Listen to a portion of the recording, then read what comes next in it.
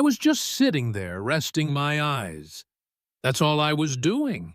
I wasn't bothering anyone, wasn't panhandling, wasn't making noise. Just a tired old man on a bench at Evergreen Park, trying to catch his breath after walking halfway across town for a VA appointment.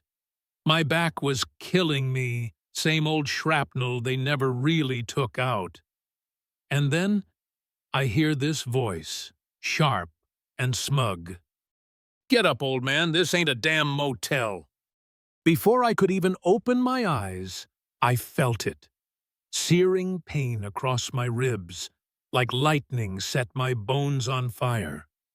My chest locked up, and I dropped to the ground, twitching like a fish out of water. They tasered me, just like that. When the buzzing stopped, I looked up, gasping. One of the guards, his name tag said Chad, was standing there, holding the taser like it was some kind of trophy. His buddy Tony leaned against a lamppost, laughing like they'd just caught a shoplifter. "You deaf or just stupid?" Chad sneered. I tried to sit up, still catching my breath. I was just resting." "Yeah, sure you were," Tony cut in. "You were passed out like a drunk. People been complaining, scaring their kids. You're lucky we didn't call the cops." I told them I was a veteran, reached into my jacket with shaky hands, and showed them my VA card. Thought maybe they'd back off. But Chad just snorted. "Oh, great. Another hero. Guess that means we gotta thank you for your service and let you camp wherever you want, huh? Now, I've been in war zones, seen men die screaming, but I don't think anything ever stung like that moment. The way they looked at me, like I was less than nothing. They told me to pack up my junk. I bent down slow, my ribs still burning, and started gathering my stuff. Just a beat-up old rucksack with some spare clothes, a Bible, a few photos, and one coin. That coin rolled out onto the pavement, right by Chad's foot. He picked it up like it was trash. "What's this? A bottle cap?" He laughed. "Looks like something you'd win at a state fair." I felt my heart skip.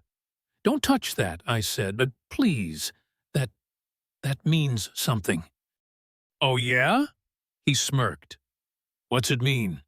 Did the president give it to you at your birthday party?" I didn't answer. I just looked at the coin, still in his hand. Bronze, heavy, with a sword through an omega symbol. Not many people know that insignia, not unless you've been on the inside. But someone nearby did. An older man who'd been watching the whole thing stepped closer, said his name was Mr. Whitaker, retired history teacher. He squinted at the coin, then went pale. "That's Task Force Ember," he whispered. "That's classified, or was. I read about it years ago. Calum Ridge." When he said that, something shifted. Chad stopped laughing. I didn't say a word, just stared at the ground. Mr. Whitaker stepped back and made a call. Said he had a contact at the Pentagon. Told them what he saw, what I said, what coin I had. But Chad still didn't get it. "You know what?" he said. "Maybe we should let the cops sort this out. I bet you stole this from someone." Tony grabbed the radio. "Dispatch, this is Unit 3. Got a belligerent transient here. Might have resisted. Yeah, we deployed the taser. Situation's under control." And just as he finished that sentence, everything flipped. You ever hear a sound that makes your stomach drop? 3 black SUVs, no markings, no sirens, just that deep, throaty engine growl, came tearing into the park. Windows blacked out. No hesitation. They rolled right up on the path like they owned it. Doors opened in sync, and out stepped men in dark suits, moving fast, eyes scanning. You could feel the air shift. One man, silver hair, stiff posture, came straight for me. Didn't look at Chad. Didn't even glance at the crowd. Just locked eyes with me. "Sergeant Major Hayes?" I nodded. My voice barely came out. "General Rourke." Chad went ghost white. Rourke held out his hand. "The coin," he said without raising his voice. Chad handed it over like it was radioactive. Rourke turned it over in his palm, then looked up, furious and calm all at once. "This coin," he said loud enough for the crowd to hear, "was awarded after Calum Ridge for saving lives, including mine." Silence, like someone turned off the world. "You tasered this man?" he asked, voice like a steel trap.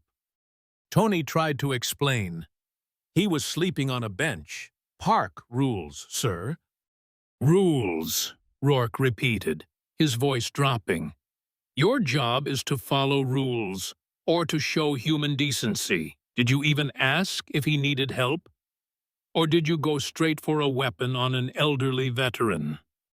They couldn't answer, could barely breathe.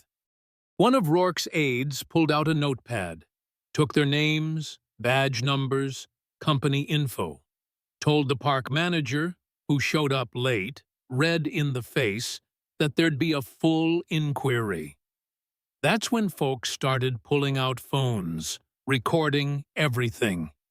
Rourke turned to me, his voice soft now. "We've been looking for you. There's a reunion this weekend, Task Force Ember. Some of the boys are still around. They'd love to see you again." I didn't know what to say, just nodded. Then, in front of everyone, he picked up my bag, held out his arm. "Come on, Sergeant Major, let's get you home." As we walked to the SUVs, people stepped aside like it was a funeral procession. Some clapped. One woman wiped away tears. I didn't look back. Inside the car, the air was cold, clean. Someone handed me water. Rourke looked at me and said, "This country forgets too easily. But not today." A few days later, I stood in a quiet room outside D.C., wearing a clean suit. The same coin, now polished and set in a velvet case, was handed back to me. Around me were old faces, some gray, some scarred, but all familiar. Brothers. Back at Evergreen Park, someone left flowers on the bench. A new plaque glinted in the sunlight. It said, "Reserved for our veterans. Thank you for your service." And that hit me hard. So let me ask you something.